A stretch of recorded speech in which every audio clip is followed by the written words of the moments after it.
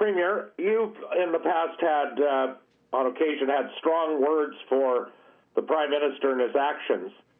How do you rate, or how do you rank, or how do you perceive what he's done with the Emergencies Act in the sort of pantheon of bad things he's done? Like, how bad is this? And I ask this question of you because a lot of people who've contacted me actually fear what could happen under this Emergencies Act. So how bad is this in the catalog of bad things this Prime Minister has done?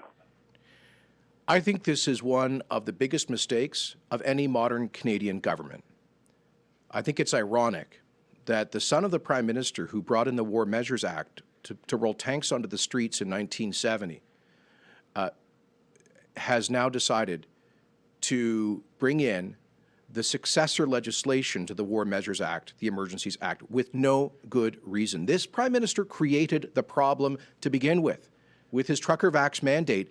That is bad public health theater.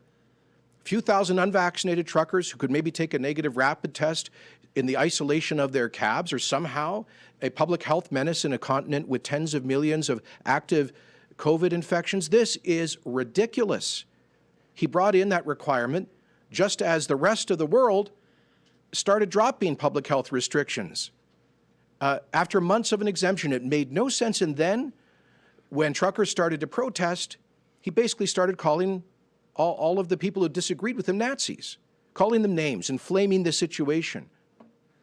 And then did nothing to deal with the blockades as they started, and then panicked and overreacted with this use of extreme powers that has extrajudicial powers. The Prime Minister is able to go in there now without going to a court to freeze people's bank accounts because of who they donated to or their opinions. His Justice Minister actually went out there and said that if you are from a pro-Donald Trump fund or something, you better watch out because we might freeze your assets. Excuse me. The Chief Law Enforcement Officer of Canada has said that if he disagrees with your political opinions, you better watch out because we might freeze and seize your bank account without going to a court.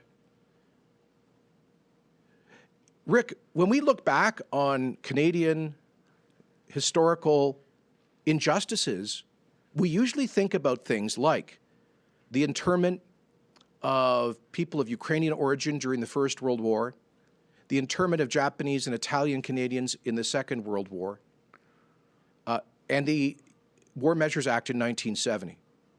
You know, prime ministers have had to stand up in Parliament to apologize for the use of the War Measures Act in the First and Second World Wars and how it was misapplied, the overreach.